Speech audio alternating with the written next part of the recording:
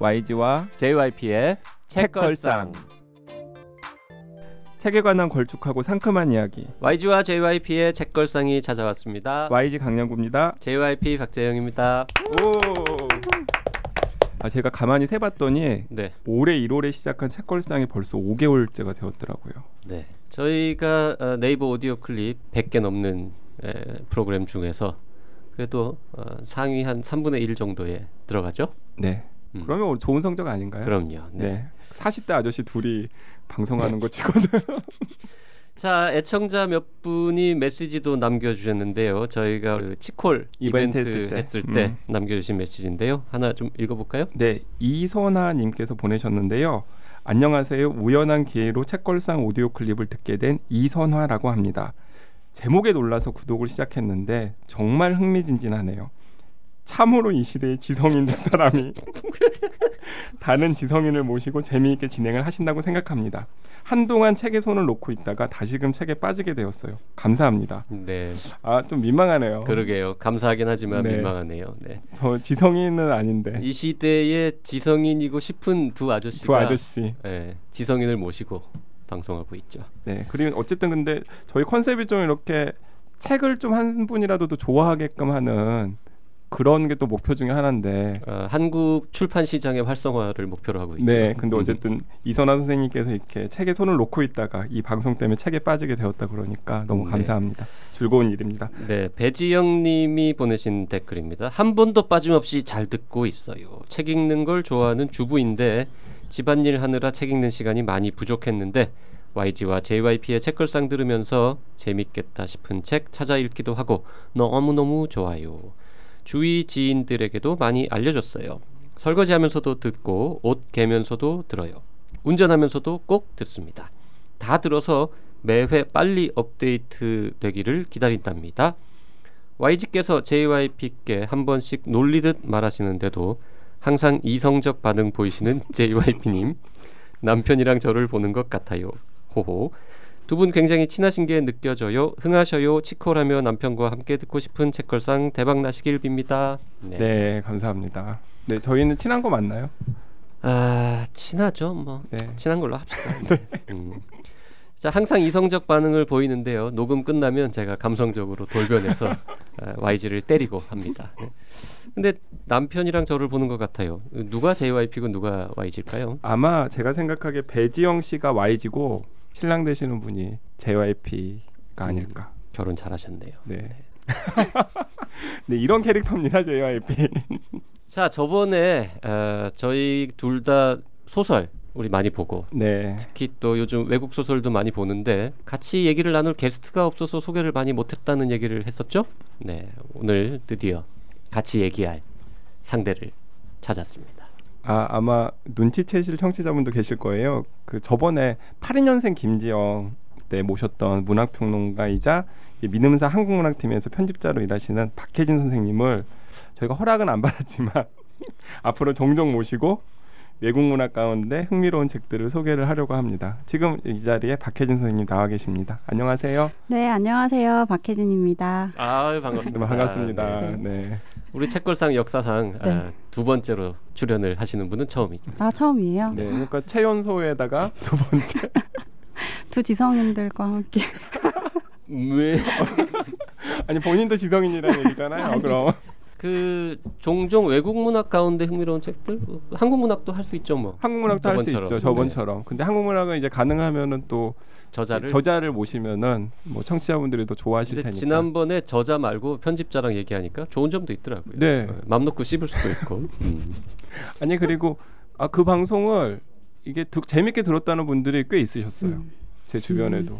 저희 작가님도 재밌게 들으셨다고. 들으셨대요? 그래요? 들으셨대요? 네, 계속해서 작가님 이제 소환이 되셔서 불편한 마음과 그리고 방송이 끝나고 이제 정기 이 구독을 시작하셨다고 하셨어요. 그래요? 네.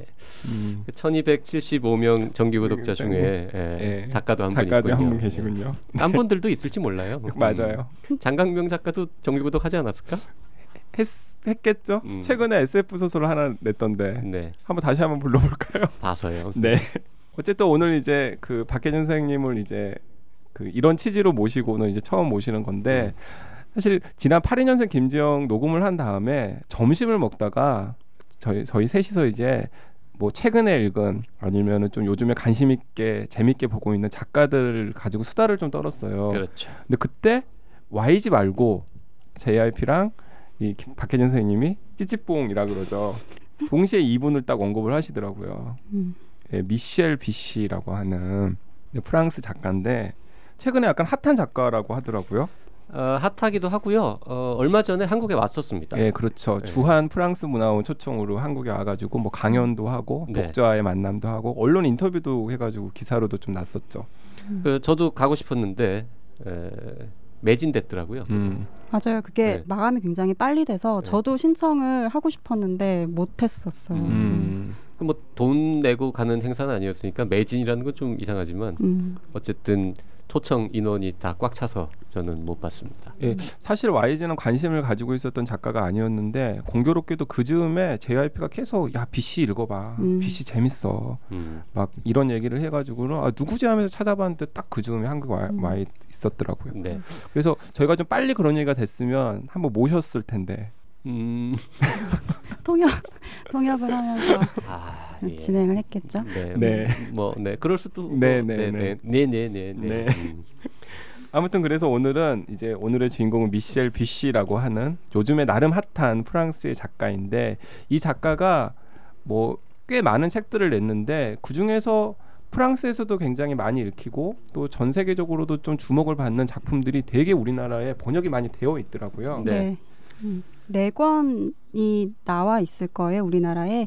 그리고 이 작가가 2016년도에 프랑스에서 그 르피가로에서 조사를 했더라고요. 그 프랑스에서 가장 많이 팔린 작가를 조사를 했는데 기욤 미소가 1위를 했고 거기서 2위가 바로 이 미셸 비시였어요. 네, 그래서 아마 또 100만 부가 넘는 책을 2016년도에 팔았다고 하더라고요. 네, 굉장히 많은. 부럽네요. 출판사에서 내놓은 저자 소개를 확인을 해봤더니 그러니까 피가로에서 이제 매년 프랑스 베스트셀러 작가 탑 10을 발표를 하는데 계속 순위가 높아져가지고 2013년에 8위였다가 2014년에 5위, 15년에 3위, 2016년에 2위. 그러니까 말 그대로 정말 프랑스에서는 핫한 작가인 거죠. 그러게요. 네, 이 아저씨는 65년생입니다.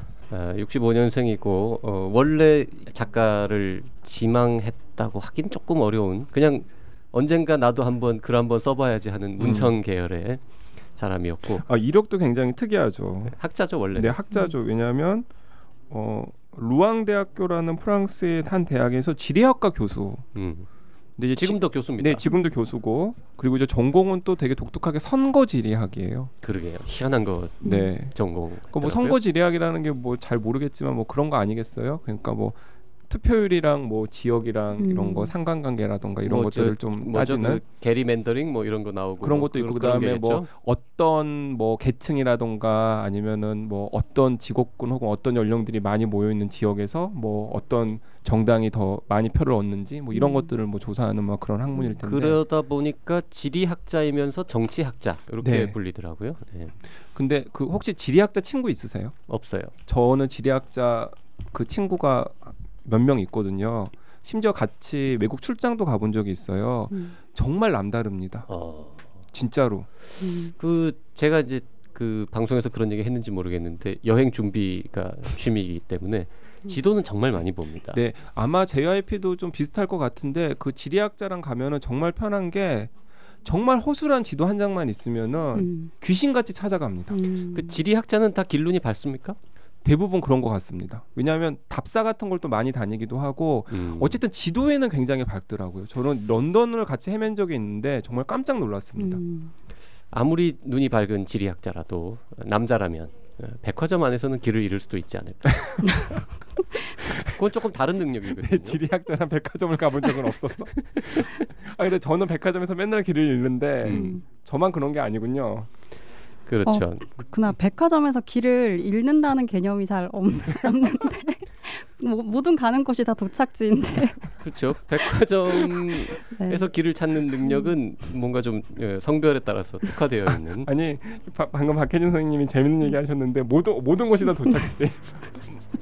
남자들은 않나요? 보통 다 목적지를 정해놓고 가거든요. 그렇죠. 대개는 네. 백화점 자체가 목적지이지 어느 한 곳 한 곳이 목적지는 아닙니다. 아 여기서 음. 차이가 있었구나. 자, 근데 이제 계속 우리 박혜진 선생님이라고 하니까 너무 긴데 네. 우리 저 양반도 뭔가 이렇게 닉네임? 닉네임 하나 만들어 줄까요? 우리 고정하자니까요. 네. 반고정. 불러주세요. 그럼 뭐 이름을 하나 정해. 뭐 평소에 별명 같은 거 없습니까? 저는 박평이라고 불러주십시오. 박평. 박평 되지 않을까요? 아, 네. 박평. 네. 문학평론가 박혜진 선생님을 줄여서 네. 박평. 네. 박혜진 평론가. 그 문단에서 그런 표현 씁니까? 뭐 김평, 이평 이런 식으로? 사석에서 쓰죠. 아 사석에서 쓰는구나. 자기네들끼리 부르는 거군요. 네. 그렇죠. 그럼 박평. 네, 좋습니다. 괜찮지 않을까요? 좋네요, 네. 뭐. 네, 좋네요. 그냥 약간 시큰둥하긴 하지만 다음에 또 재밌는 뭐 캐릭터 잡히면 네. 아니면 청취자분들께서 재밌는 그 닉네임을 하나 지어주십시오. 너무 좋을 것 같아요. 마음에 드는 게 있으면 또 네. 박평이 덥석 또 네, 가져가면 물어버리겠습니다. 되니까. 네. 자, 이 미셸 비쉬 얘기하다가 딴 데로 좀 샜는데요. 어쨌든 지리학과라서 음. 아까 지리학과 교수라서 그 얘기를 좀 해주시죠. 음? 이 미셸 비시 때문에 JYP의 이 가고 싶은 여행지 목록이 몇 개 늘었다면서요. 저는 이제 여행 준비가 취미고 지도 보는 것도 취미고 해서 소설을 보다가 지명이 나오잖아요. 그러면 거의 다 찾아봅니다.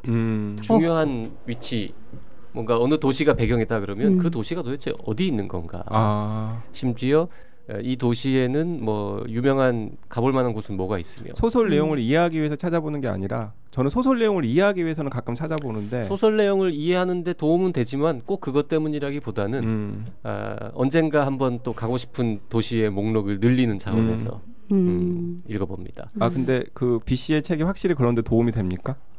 이 사람은 여러 도시를 배경으로 글을 쓰고요. 그 다음에 그 지명 그리고 그 동네에 대한 묘사 이런 게 아주 남다르다고 할 수 있죠. 그래서 가고 싶은 마음이 막 들어요. 맞아요. 저도 이 책 읽으면서 이 책 읽는데 제법 시간이 걸렸거든요. 한 4일에서 5일 정도 걸렸는데 그게 계속 이 책이라면 어떤 책? 그림자 소녀. 네. 우리 처음 그 얘기도 안 거예요? 했습니다. 그렇구나. 네. 그러니까 오늘 이제 미셸 비시라는 작가에 대해서 이제 얘기를 할 텐데 그 중에서도 미셸 비시를 프랑스에서 스타덤에 올리고 전 세계적으로도 가장 유명한 책이 그림자 소녀라는 책이에요. 한국에서도 제일 먼저 번역된 게 그림자 소녀죠. 네, 그리고 그림자 소녀가 인기가 좋아서 이제 검은 수련, 그림자 소녀보다 좀 먼저 발표된 그 책이 또 한국에서 소개가 됐는데 그래서 이제 오늘은 다들 이제 그림자 소녀를 읽고서 지금 얘기를 하고 있습니다. 그냥 오늘 좀 걱정되는 게요. YG는 최근에 이 책을 읽었죠. 네, 최근에 읽었죠. 지난 황금 연휴 기간. 그리고 다른 작품은 아직 하나도 안 읽었고. 네. 우리 박평은 한참 전에 이 책을 읽었고. 그렇죠. 이 책을 읽고 그림자 소녀가 재미있어서 검은 수련까지 읽은 상태이죠. 네. 근데 이제 최근에 이 방송 때문에 다시 읽지는 못했을 거 아니에요. 두꺼워서. 지난주에 다시 읽었습니다. 처음부터 끝까지 다 읽었어요? 처음부터 끝까지 읽었어요. 이게 박평은 다르다니까. 평론가는 다르다니까. 우와. 한 번 읽은 책인데 심지어. 네. 소설인데 다른 책들과 좀 달리 이 책이 지명이 정말 많이 나오고 한 4, 5일 걸렸어요. 다 읽는데 왜냐하면 중간중간 그 나오는 지명들을 다 좀 찾아본다고. 그것도 좀 비슷한 읽기식이군요. 그게 또 한국 소설 읽을 때랑 좀 다른 점인데 이렇게 공간이 많이 나오고 주인공이 진짜 많이 돌아다니거든요. 이 소설이. 근데 이런 소설들 많지가 않아요. 그래서 냅석 물어서 이제 계속 찾아보면서 읽었죠. 나중에 또 얘기하겠지만 미셸 비쉬의 책을 즐겁게 읽을 수 있는 사람은 여행 좋아하는 사람, 맞아요. 돌아다니는 거 좋아하는 분들은 특히 재밌습니다. 그러니까 사실은 이 사람이 그 원래 프랑스 서쪽에 노르망디 상륙 작전 할 때 그 노르망디 있지 않습니까? 뭐 서쪽이긴 하지만 보통은 이제 북서쪽이라고 하죠. 되죠. 네. 그쪽에서 태어나고 자랐나 봐요. 맞아요. 네, 그래서 실제로 소설 속에 그쪽 지명들이 많이 나온다면서요. 네. 그래서 한동안은 약간 향토 작가 비슷하게 프랑스에서는 약간 불렸었나 보더라고요. 아까 제가 시작했던 얘기 마무리 좀 하고 가면 걱정되는 것 중에 하나가 저는 이 책을 읽은 지가 벌써 한 1년 하고도 한참 지났어요. 2년 가까이 돼가지고 기억이 안 납니다. 이번에 다시 읽지는 않았거든요. 어쩌죠? 아니 이 책을 지금 미셸 비시를 하자던 사람이 JYP였잖아요. 이게 매주 한 권씩 새로운 책을 읽는 게 이게 쉬운 일이 아니라서 이미 읽은 책을 가지고 한번 좀 해보려고 이 책을 하자고 했는데 이 책을 옛날에 읽은 책을 가지고 하니까 기억이 안 난다는 단점이 아니 우리 시대의 지성. 왜 이러세요? 하지만 그래도 한 가지 조금 다행인 것은 미셸 비쉬 책이 번역된 게 4권이 있는데 일단 그 4권이 전 다 있고요. 최근에 나온 얼마 전에 산 거 하나 빼고 나머지 3권은 다 읽었다는 거. 그래서 그림자 소녀 말고 다른 작품에 관한 이야기도 조금은 그래도 거둘 수 있겠다. 뭐 이런 얘기를 하고 싶습니다. 그 미셸 비쉬 방한즈음에 또 책이 한 권 나왔죠. 그러니까 아까 그 그림자 소녀가 출간된 이후에 좀 반응이 좋아서 검은 수련, 전작인 검은 수련이 나왔고 그다음에 내 손 놓지마. 네, 내 손 놓지마라는 책이 나왔고 2013년에 이제 프랑스에서는 발표된 책인데 네. 우리나라에서도 뭐 한 작년 정도에 네, 나왔던 것 같아요. 2015년일 거예요. 네. 그리고 작년 아니 최근에 새로 나온 책은 절대 잊지 마. 절대 잊지 마. 네. 네. 비슷하죠, 제목이. 제목이 네. 비슷해가지고 네. 잘 다 5글자네요. 내 손 놓지 마. 절대 잊지 마. 네. 그래서 절대 잊지만은 아직 못 봤지만 그 책을 가지고 사실은 하고 싶었는데 책 읽을 시간이 부족해서 청취자분들은 다 이해하시리라고 봅니다. 그런데 비씨에 입덕하기에는 이 소설을 잘 고르신 것 같아요. 맞습니다. 그림자 소녀. 입덕에 제일 좋은 책 그림자 소녀인 것 같습니다. 제가 주변 사람들한테 그림자 소녀를 추천해서 한 너댓 명 정도가 이걸 봤어요. 그러니까 다 고맙다고. 재밌게 읽었어요. 즐거움을 알려줘서 고맙다고. 그 오늘 그 목적은 그겁니다. 어쨌든 계속해서 저희가 이게 이제 일종의 추리 소설이기 그렇죠. 때문에 스포일링을 할 수 없어서 내용에 대한 얘기는 좀 줄이고 최대한 다른 방식으로 아직 미셸 비쉬를 한 권도 안 읽어보신 분이라면 살살 꼬셔서 한 권만 좀 읽어보세요라고 만드는 게 그게 오늘 방송의 컨셉이죠. 네. 근데 그림자 소녀 같은 경우 저는 미셸 비쉬의 작품이라는 거 빼놓고는 전혀 정보가 없이 읽었어요. 심지어는 그러니까 어떤 설정인지도 알지 못하고 읽었는데 설정 자체는 좀 얘기를 해줘도 괜찮을 것 같아요. 그렇죠. 그 설정 자체. 네, 설정 자체는 얘기를 해줘도 괜찮을 것 같은데 뭐 가장 최근에 읽은 제가 그 설정 자체를 얘기를 해보면은 그 프랑스와 그 스위스 사이에 국경에 있는 한 산에 그 터키 이스탄불에서 출발을 해서 프랑스로 오던 비행기가 부딪혀가지고 추락을 해서 뭐 폭발을 하면서 그 비행기를 타고 있던 모든 사람들이 다 죽습니다. 네. 그러면서 어쨌든 굉장히 끔찍한 사고이기 때문에 난리가 났었을 텐데 기적적으로 그 현장에 아기가 한 명이 있는 거예요. 그렇죠. 네, 예전에 우레메 혹시 기억나세요? 우레메가 그런 설정이었어요? 우레메가 그런 설정이거든요. 비행기 사고가 났는데 심형래만 살아남아가지고 그래요? 네, 초능력. 이야, YG야말로 정말 우리 시대의 참 지성이군요. 몰랐습니다. 모르셨군요. 우레메라는 것도 우레메는 아세요? 우레메라는 게 있다는 건 알죠. 네. 박평도 네. 우레메는 모릅니까? 들어는 본 것 같아요. 보진 않았구나. 그 YG가 어릴 때 그때 잠깐 그때 잠깐 반짝이었던 건가 봐. 히트였던 거거든요. 그래서 이 아기 하나가 이제 유일한 생존자로 발견이 됐는데 문제는 그 비행기에 탑승한 깐난쟁이가 2명이 있었다는 거고 맞아요. 그 2명의 유가족들이 다 나타나서 이 아이가 우리 아이다. 물론 이제 엄마 아빠는 다 죽었지만 할아버지 할머니들이 나타나서 네, 그러니까 이제 뭐 이게 무슨 말도 안 되는 설정이라고 생각하시겠지만은 그럴 법한 게 둘 다 이스탄불에서 태어났거나 터키 이스탄불에서 태어났거나 아무튼 프랑스에서 있다가 이스탄불로 가가지고 조부모들이랑 교류가 거의 이제 없었던 거죠. 할아버지 할머니가 손주 얼굴을 모르는 거예요. 네. 손녀지만. 네, 그리고 시간 배경도 얘기를 해줘야 되겠다. 지금 시간 배경이 아니라 1980년이 시간 배경이에요. 그러니까 네. 지금처럼 뭐 스카이프라던가 아니면 SNS 이런 것들을 통해서 실시간으로 막 사진들을 자주 보고 이럴 수 있었던 상황이 아니라는 설정. 그리고 부모가 죽었어도 할아버지 할머니 있으면 유전자 검사 해보면 간단하지 않냐. 그땐 유전자 검사가 없었다. 네. 그리고 유전자 검사가 통용된 게 90년대 한 중반 정도. 예. 그러니까 그 영화 생각하시면 돼요. 살인의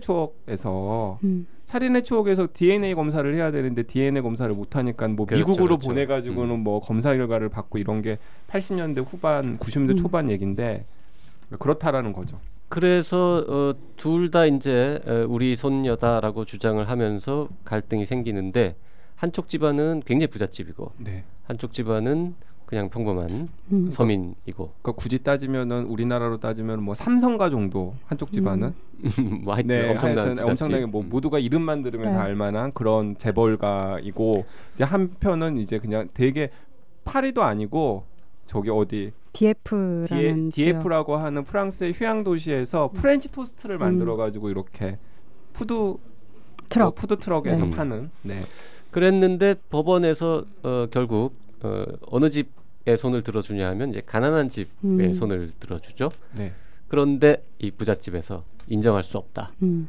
그래서 사립탐정을 고용해서 사립탐정한테 진실을 밝혀라. 그러니까 진실이라기보다는 제가 우리 손녀인 것 같으니까 우리 손녀라는 증거를 좀 찾아봐라. 이렇게 해서 오더를 내리는데 이 사립탐정이 무려 18년 동안 진실을 찾아서 헤매는데 어떻게 설명해야 될까요? 예, 그래서 첫 장면을 좀 설명을 해보죠. 첫 장면. 첫 장면이요? 그 비행기 추락 바로 그 다음 장면에 아주 강렬한 그 시작이 있지 않습니까? 네. 이 18년 동안 그랑둑 형사가 그 1년에 연봉 한 1억 이상의 돈을 받으면서 1억. 저도 또 환율도 따져가지고 네, 저도 꿀보직이더라고요. 그래서 거기서 이제 조사를 10만 프랑. 네. 매년 그 돈을 받고 18년 동안 조사를 하는데 끝내 그 진실에 다가가지 못하죠. 그래서 18년 동안 이른바 사건 일지라는 이름의 일기를 남겨놓고 죽음을 맞이하는데 죽음을 맞이하려고 하죠. 네, 자살을 하려고 하죠. 하려고 하는데 굉장히 결정적인 단서를 발견합니다.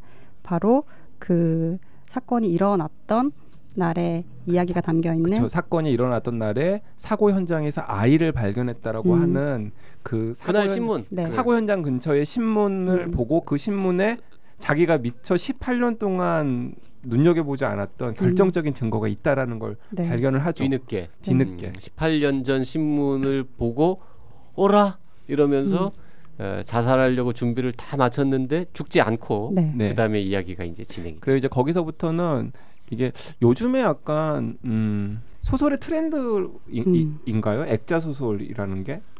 이런 걸 액자라고 합니까?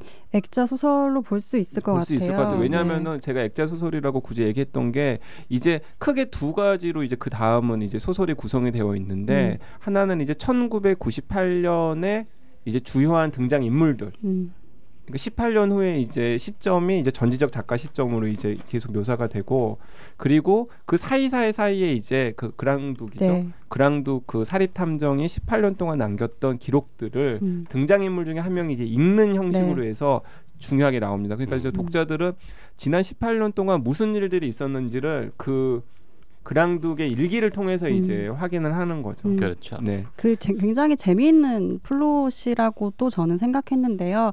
그 노트를 읽는 사람이 마르크라는 그 오빠인데 누구의 오빠냐면 에밀리라 그 이름이 두 개죠. 그 가난한 집안의 그 아이는 에밀리이고 그 부유한 집안의 아이는 리즈 로즈인데 결국 법원의 그 판단은 에밀리였던 거예요. 그 에밀리의 오빠에게 이 노트가 들려집니다. 그래서 이 18년 동안의 기록을 마르크가 3일 동안 읽는 것이 주요한 하나의 플롯이죠. 네. 그래서 18년과 이 3일이 계속 교차되고 그 한편으로는 아까 말씀하셨던 그 다른 인물들의 현재가 진행이 되죠. 그래서 어떻게 보면 세 개의 플롯이 계속 교차되고 있다고도 볼 수 있어요. 네.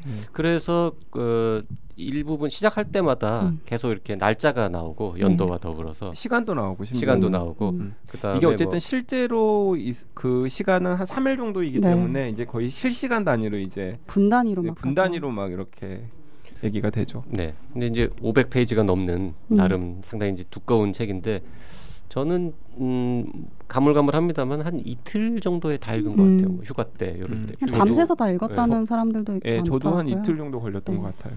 근데 이 소설이 굉장히 긴데 미셸 비씨가 인터뷰했던 것을 보니까 그 프랑스 소설들이 추리 소설들이 대체로 길다. 근데 자기는 이 추리 소설은 길어야 한다고 생각한다. 왜냐하면 그 심플한 이야기들은 그 인물들이 보통 굉장히 개성적이고 이야기가 복잡하고 많아지면 인물들이 좀 단조로워지기 마련인데 본인들은 인물들을 굉장히 풍성하게 쓰고 싶고 그러려면 생각도 많이 집어넣어야 되고 표현도 많이 해야 돼요. 여기 보면은 인물들이 굉장히 생각을 많이 하죠. 막 그렇기 때문에 긴 건 좀 필연적이고 자신은 추리소설 길어야 된다고 아니 그래서 저는 얘기하더라고요. 용서할 수 있는 수준의 길이라고 봅니다. 저는 그래도. 저는 좀 이렇게 너무 길다 싶은 생각도 들었어요. 왜냐하면 굳이 필요 없는 등장인물로 좀 있는 것 같거든요. 제가 생각하기에는 그 사리탐정의 수사 혹은 조사를 도와주고 있는 터키인 친구 나잠이죠? 네. 나잠인가? 나짐? 네. 터키의 친구라던가 나짐은 필요 없다고 생각하시는군요. 네, 지금. 터키의 친구라던가 그 터키의 친구의 또 애인 사건을 알고 있는 사건을 알고 있는 뭐 굳이 필요한 캐릭터였나 이런. 근데 그 나짐은 얘기해도 되나요? 살인 사건, 그랑둑의 살인과 연결이 돼 있어서 저는 좀 필요한 인물이 아니었을까? 저도 필요하다고 봅니다. 이게 지금 명색이 추리 소설인데 그렇게 많은 사람이 죽진 않아요. 요즘 유행하는 또 추리 소설도 보면 첫 30페이지에 막 여러 5명 죽고 막 이러잖아요. 피칠갑하고 막 그런. 근데 여기는 별로 죽진 않아요. 물론 뭐 시작할 때 100몇십 명이 비행기 사고로 죽는 거 빼면은 그러고 보니까 그래서 명색이 추리 소설인데 중간에 한 번은 살인 나와야 되니까. 그러네요. 그러니까 제가 이 정도 스포일링은 그냥 허용하는 걸로 괜찮습니다. 합시다. 예. 저는 사실 두 분만큼이나 이 B 씨가 막 이렇게 강렬하진 않았어요. 딱 저는 여기서 그 이유를 알았네요. 저는 피칠갑을 좋아하거든요. 피칠갑을 좋아하는군요. 그러니까 왜냐하면 저는 그 프랑스의 그 미셸 비시보다 한 10년 정도 먼저 뜬 그랑제라고 하는 작품의 작가의 소설가를 좋아하는데 그 그랑제는 기본 한 상당히 죽이고 들어가거든요. 우리 언젠가 그랑제 한번 합시다. 네, 계속 죽고. 근데 왜 이 B 씨는 뭔가 이렇게 강렬하지 않지? 근데 요즘에 이제 그런 프랑스 소설도 그렇고 북유럽 소설도 그렇고 이제 많이들 이제 약간 피칠갑을 하고 시작하는데 이 B 씨는 그런 면에서 보면은 약간 오히려 정통파에 좀 가까워요. 그러니까 그냥 고전 결이 곱죠. 결이 좀 고와요. 맞아요. 저는 이 미셸 B 씨 그림자 소녀가 좋았던 점 중에 하나는 오히려 강양구 기자님과 반대로 그 서스펜스가 뭐 스릴러라든지 죽음보다는 감정의 서스펜스예요. 그러니까 얘가 얘를 좋아하나 지금? 제가 쟤를 좋아하는 건가? 근데 저 둘이 사랑하는 인가 아닌가? 이게 모든 관계들 사이에서 거의 다 있거든요. 그래서 이게 뭐랄까 서스펜스보다는 서프라이즈를 굉장히 잘 쓰는 작가이고 또 서스펜스 중에서도 연애의 감정이라든지 이런 심리 묘사를 굉장히 디테일하게 잘하는 작가여서 저는 그 부분을 좀 재밌게 읽었어요. 그래서 아마 이제 그런 북유럽이라던가 이런 유럽 쪽 대륙 쪽 이제 소설을 장르 소설을 좋아하시는 분들 중에서 많이 이제 찾는 게 그 헤닝 망켈 시리즈예요. 근데 헤닝 망켈 시리즈 같은 경우에 약간 결이 좀 비슷한 것 같아요. 그것도 막 이렇게 살인 사건이라던가 뭐 이런 게 많이 서스펜스가 되게 강하다기보다는 막 그런 심리 묘사라던가 아니면 이런데 되게 이제 좀 강한데 이 그림자 소녀도 약간 고운 결의 좀 그런 쪽이라는 생각이 들어요. 헤닝 망켈은 누굽니까? 헤닝 망켈은 제가 지금 이게 이름들이 다 맞는지 지금 뭐 전 모르는 얘기입니다. 아마 맞을 거예요. 그 헤닝 망켈이라고 하는 이제 스웨덴의 국민 작가처럼 보이는 굉장히 스웨덴에서 많이 팔리는 소설을 쓰신 분이 있는데 그분이 쓰신 연작의 주인공이 쿠르드 형사예요. 그러니까 굉장히 이제 좀 이렇게 올바르고 강직하지만은 조금 개팍한 아저씨 같은 느낌의 그 형사가 등장하는 이제 일련의 추리 소설 시리즈가 있는데 그게 이제 국내에서도 번역이 되어 있고 유럽 쪽에서는 이제 약간 원조처럼 이제 그 북유럽 추리 소설의 원조처럼 이제 굉장히 많이 읽히는 소설인데 B 씨랑 좀 그쪽이랑 좀 결이 비슷한데 저는 그 헤닝 망켈의 시리즈도 명성만큼 이렇게 싹 재밌지는 않았었거든요. 근데 그게 이제 방금 피칠갑 하는 거를 일단 좋아하는군요. 그 미셸 비쉬 이 작가 얘기를 조금만 더 하면 문청이었는데 추리소설 같은 걸 원래 좀 좋아했던 것 같아요. 독자로서. 어느 날 이탈리아인가 어디 여행을 갔는데 사람들이 다 다빈치 코드를 손에 들고 막 그때 한창 이제 히트할 때 보고 있더라는 거죠. 근데 그때 미셸 비쉬의 손에 들려 있었던 책은 루팡이었던 거죠. 루팡. 근데 이제 그 순간에 딱 이런 생각을 했대요, 작가가. 그 루팡 작가가 누구죠? 갑자기 이름이 안 떠오르네. 그 사람이 프랑스의 노르망디의 댄 브라운 같은 사람이다. 그래서 나는 그 사람이 이제 이 양반이 노르망디 출신이니까 노르망디 우리 동네를 배경으로 다빈치 코드를 한번 비슷한 거를 써봐야지라는 생각을 처음 했다는 거예요. 그래갖고는 돌아가서 첫 번째로 쓴 책이 그 코드 리팽. 코드 리팽. 예. 코드 루팡 뭐 하여튼 그 책을 처음 이제 데뷔작으로 쓴 거예요. 다빈치 코드를 패러디했다 그럴까요? 하여튼 해가지고 그래서 루팡에 대한 뭐 오마주 겸 다빈치 코드 그 자기 동네 이렇게 엮어가지고 이 책을 이제 썼는데 당연히 별 반응이 없었죠. 제가 저기 넘어가기 전에 잠깐 제가 핸드폰으로 얼른 찾아봤는데 아까 제가 헤닝 망켈의 크루드 형 시리즈라 그랬잖아요. 기적적으로 맞았는데 다행입니다. 헤닝 망켈의 크루트는 이름이고 발란더가 성이에요. 그러니까 보통 독자들은 발란더 시리즈라고 부르나 봐요. 헤닝 망켈의 크루트 발란더 시리즈입니다. 네. 그래서 어쨌든 간에 그 루팡 그래서 이제 지역 출판사에서 책을 몇 권 내가지고는 상도 받고 문학상도 여러 개 받고 해서 기뻐했는데 그 상을 받는 거에 비해서 너무 책이 안 팔리는 거죠. 이제 어느 날 누가 충고해줬대요. 출판사를 파리에 있는 데서 내야지. 네가 이 동네에서 계속 책을 내가지고는 비전이 없다. 그래서 처음에 향토 작가였다라는 의미가 그런 진짜 의미였군요. 향토 작가였던 거예요. 지역 출판사에서만 내고 그 동네에서만 상 타고 뭐 그 동네에서만 좀 팔리고 그 뭐 동네에서만 대에서만 쓰고. 그게 우리나라에서는 상상할 수 없는 일인데. 그렇죠. 근데 그 동네가 프랑스에서도 뭐 되게 시골도 아니에요. 파리에서 한두 시간 떨어진 동네인데도 그랬던 거죠. 그래서 이 양반이 그래 몰랐지 이러면서 원고를 들고 파리에 있는 출판사를 찾아가서 이거 제가 쓴 건데 한번 보실라우 이러고 딱 내밀었던 게 그게 검은 수련이었던 거죠. 근데 그게 딱 나왔는데 대박이 난 거예요. 그리고 나서 필 받아가지고 이제 그림자 소녀를 쓴 거군요. 그렇죠. 근데 그림자 소녀가 더 대박이 난 거죠. 그러면서 그 검은 수련도 같이 더 팔리고. 그리고 검은 수련이라는 그 책은 우리 박평도 읽었지만은 그게 이제 모네의 그림 그리고 모네의 실제 고향인 그 지베른이라는 동네 거기를 배경으로 하는 그 모네가 등장하는 소설이기 때문에 그 지베른이라는 게 원래 관광지거든요. 파리 근교에 이제 모네 생가 있고 그러니까 파리 근교에 있는 곳이에요. 근데 지베른이 관광객이 더 늘었다는 거예요. 그 검은 수련 때문에. 모네가 그렸던 수련이라는 그 그림의 배경이 되는 마을이에요. 그 동네.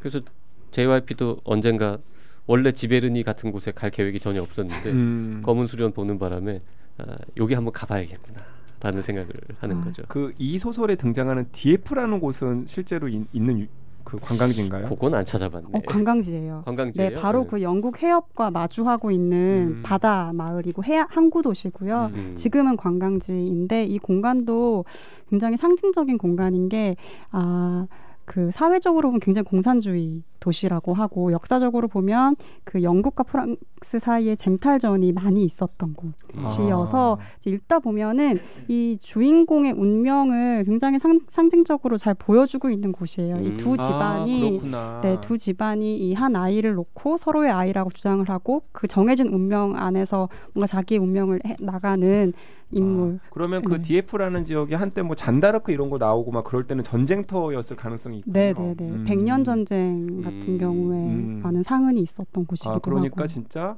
그 에밀리라고도 불리고 그 리즈 로즈라고도 불리는 이 여주인공이 실제로 두 가난한 집과 부유한 집 사이에 쟁탈전의 중심에 있는데 그 디에프라는 것도 상징적인 그런 곳이군요. 네, 그런 거. 이 책에는 그런 얘기는 안 나오고 이 에밀리 가난한 집의 할머니죠. 네. 그 할머니가 이제 니콜이라는 등장인물인데 그 니콜이 공산당 당원이에요.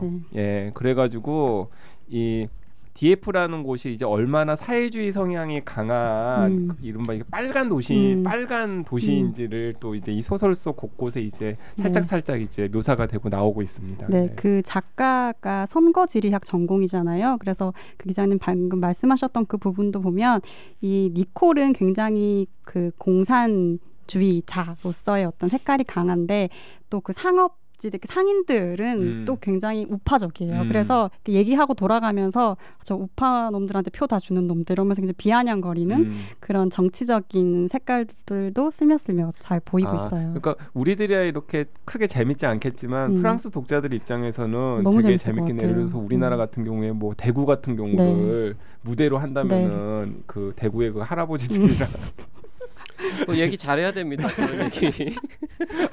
대구에서도 듣고 계십니다. 네, 대구의 어르신들이랑 네.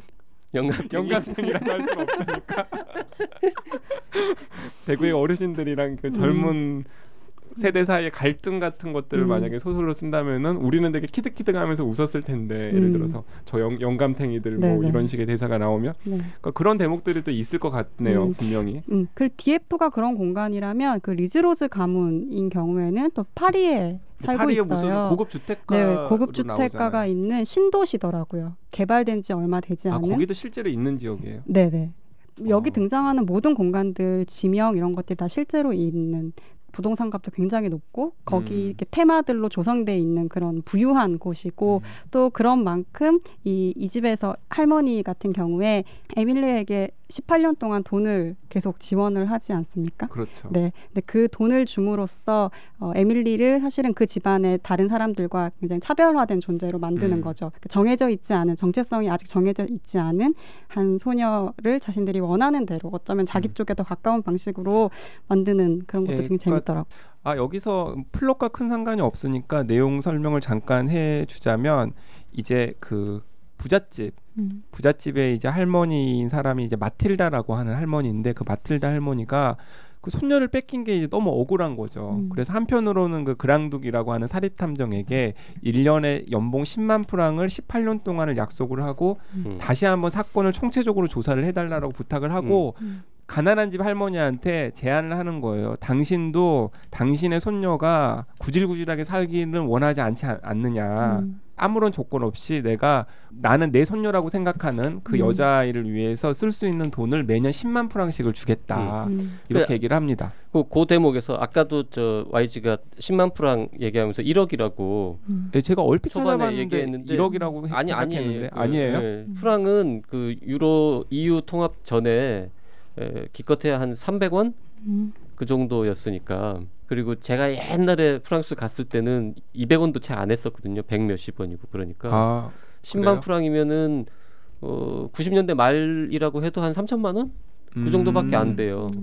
생각보다 큰 돈이 아닌데 너무 적은 거 아닌가라는 생각도 들고 그랬었거든요. 근데 80년부터 주기 시작했잖아요. 그러니까 80년대 초반의 시점을 생각을 하면은 10만 프랑이면 어쨌든 조금 큰 돈일 수도 우리나라 있는데 돈으로 한 뭐 6, 7천만 원 정도 됐겠죠. 그걸 교육비로 쓰라고 매년 주는 거니까요. 교육비로만 쓰라고 주는 근데 거니까. 그 그랑둑 형사한테 준 연봉은 그러니까 카드 하나 주고 경비로 쓰는 거 맞아요. 그 숙소, 숙박비, 식비 이런 거 다 주고 추가로 10만 프랑이니까. 그러니까 뭐 그랑둑이 맘만 먹으면은 그냥 순전히 그냥 저축만 할 수 있는 돈으로 그렇죠.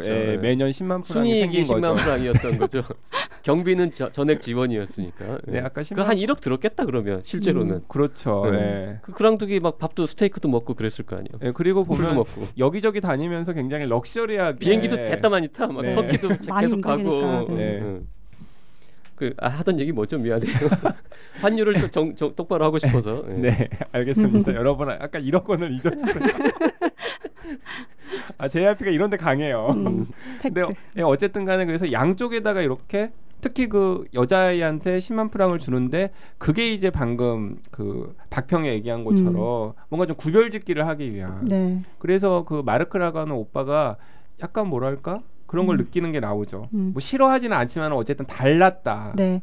그런데 굉장히 재미있는 부분은 그 다름이 오히려 이 마르크와 에밀리 사이의 모종의 어떤 관계를 만들어내죠. 그러니까 사실 너무 같고 형제임이 너무나 남매의 관계라는 것이 너무나 분명하다면 오히려 둘 사이에 이런 어떤 기류, 사랑의 기류들이 나오지 않았을 것 같아요. 그러니까 그것도 사실은 그 소설 도입부에 딱 그냥 명시적으로 나오잖아요. 이제 그 둘이 단골 카페 여주인의 시선으로 도대체 저 둘의 관계는 뭘까? 연인일까? 연인이라고 남매일까? 하기에는 너무 좀 친밀한 것 같기도 하고 그러면 한참 있다 나오죠 그게. 시작할 때 나와요. 아니 그 장면은 처음에 나오는데 그 사람의 관계 얘기는 둘 사이의 네. 관계가 네. 실제로 어떤 것인지에 건지는 대해서는 이제 한참 뒤에 있다가. 나오는데 네. 근데 독자 입장에서는 굉장히 호기심을 딱 주는 거죠. 네. 진짜 저 둘은 무슨 관계지? 네. 뭐 이런 식의. 저한테는 그 장면이 굉장히 임팩트 있는 첫 장면이었어요. 그랑두 형사 얘기보다도 이 소설에서 미셸 비씨가 정말 중요하게 생각하는 서스펜스가 이 인물들 사이의 관계라는 거를 이렇게 보여주는 부분이 아니었을까 싶어요. 네. 그리고 결과적으로도 그 관계가 굉장히 중요한 모티브가 네. 되기 때문에 그렇죠. 네. 나중에 가면 자, 여기서 잠깐 쉬죠. 더 얘기를 했다가는 막 스포일러가 될 것 같아요.